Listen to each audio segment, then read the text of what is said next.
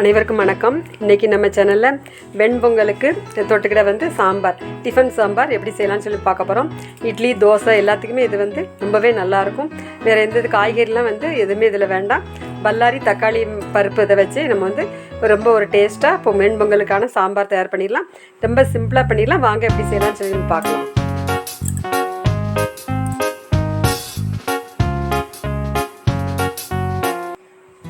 இப்போ இந்த சாம்பார் பண்ணுறதுக்கு வந்து புளி ஆட் பண்ணல, அதனால் தக்காளி வந்து கொஞ்சம் அதிகமாக இருந்தால் நல்லாயிருக்கும். சின்ன தக்காளியாக இருந்தால் ஒரு 5 தக்காளி எடுத்துக்கோங்க. பெரிய தக்காளினா ஒரு 4 தக்காளி, ஒரு 2 பெரிய பல்லாரி, சின்ன பல்லாரி ஒரு 3 பல்லாரி இந்த மாதிரி நீல வாக்கில் கட் பண்ணி எடுத்து வச்சுக்கிடணும். அப்புறம் பச்சை மிளகா 2 பச்சை மிளகா, அதை வந்து கீரி அந்த மாதிரி வச்சுக்கிடுங்க. அதுக்கப்புறம் வந்து சிறுபருப்பு, பாசிப்பருப்பு வந்து ஒரு 150 கிராம், அதில் அதை நல்லா வாஷ் பண்ணிவிட்டு அதை வந்து குக்கரில் போட்டுருங்க.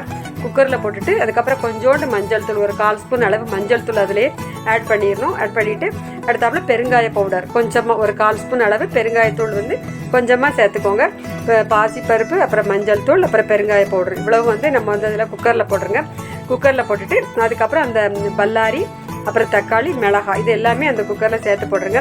இந்த சாம்பார் வந்து ஒரு 4லேருந்து 5 பேர் நல்லா சாப்பிடலாம். அந்த அளவு தான். உங்களுக்கு கூடுதல் வேணுன்னா எல்லாமே நீங்கள் கூடுதலாக எடுத்துக்கோங்க. இப்போ வந்து அந்த இதெல்லாமே ஒன்றா போட்டுட்டு தண்ணியை விட்டுருங்க.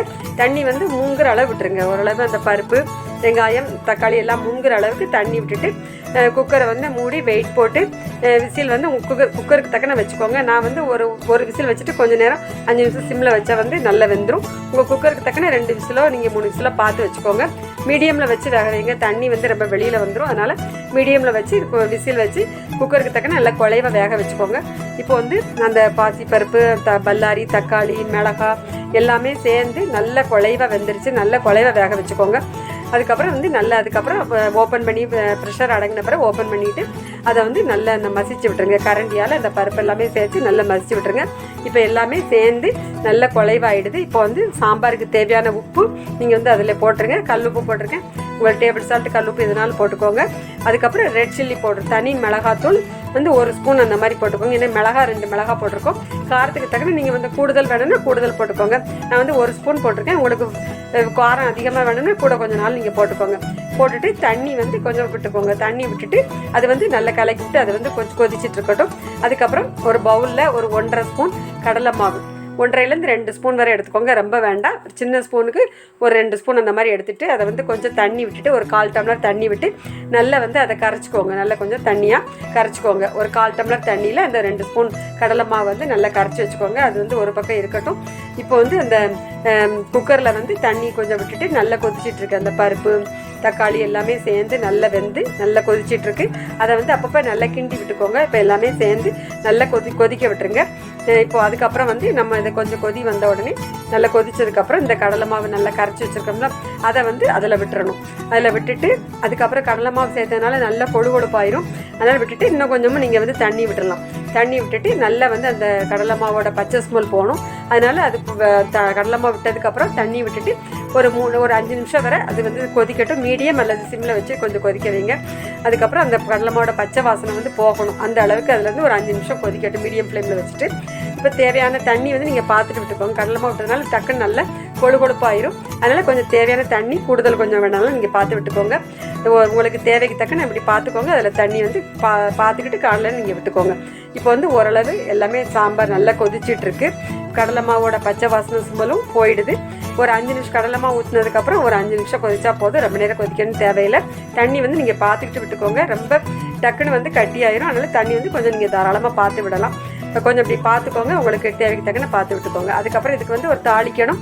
அதாவது இப்போ வந்து 5 நிமிஷம் பிறகு அடுப்பை ஆஃப் பண்ணிவிட்டு அதை குக்கரை வந்து தனியாக எடுத்து வச்சுருங்க.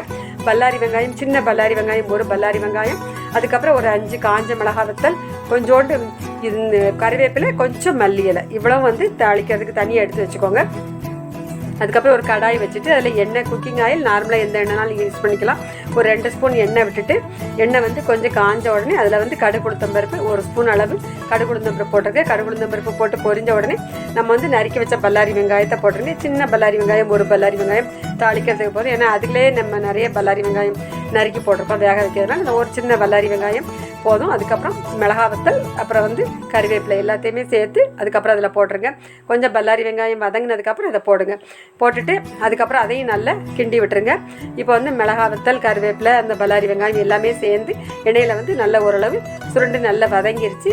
அதுக்கப்புறம் வந்து இந்த சாம்பாரில் வந்து நம்ம இந்த தாளிசத்தை வந்து போட போகிறோம். இந்த சாம்பார் வந்து ரொம்ப சிம்பிளாக பண்ணிடலாம், டக்குன்னு பண்ணிடலாம். தக்காளி பல்லாரியை மட்டும் நறுக்கிட்டு அதுக்கு அந்த குக்கரில் போட்டு வேக வச்சா ரொம்ப சீக்கிரமாக ரெடி ஆயிரும். ரொம்ப ஒரு டேஸ்ட்டாக இருக்கும். இதில் காய்கறி எதுவுமே தேவையில்லை, பல்லாரி தக்காளி மட்டும்தான். பருப்போடு சேர்த்து போட்டு நம்ம டக்குன்னு போடலாம். வேறு தேங்காய் எதுவுமே நம்ம அரைச்சி போட வேண்டிய தேவையில்லை. ரொம்பவே ஒரு டேஸ்ட்டாக இருக்கும். இது இட்லி, அப்புறம் தோசை, பொங்கல் எல்லாத்துக்குமே இந்த சாம்பார் வந்து ரொம்பவே நல்லாயிருக்கும். சாதத்துக்கு கூட இந்த சாம்பார் வந்து ரொம்ப ஒரு டேஸ்ட்டாக இருக்கும். கண்டிப்பாக இந்த மாதிரி இதே மெத்தடில் செஞ்சு பாருங்கள். அதுக்கப்புறம் தாளிசத்தை இந்த சாம்பாரில் விட்டுட்டு மல்லித்தழை கொஞ்சமாக நல்லா கழுவி அதை வந்து கொஞ்சம் குட்டி குட்டியாக நறுக்கி அதையும் வந்து அதை மேல் டாக்கில் அப்படி போட்டுருங்க. மல்லி இலை வந்து இந்த மாதிரி லாஸ்ட்டு போடும்போது நல்ல ஒரு வாசமாக இருக்கும்.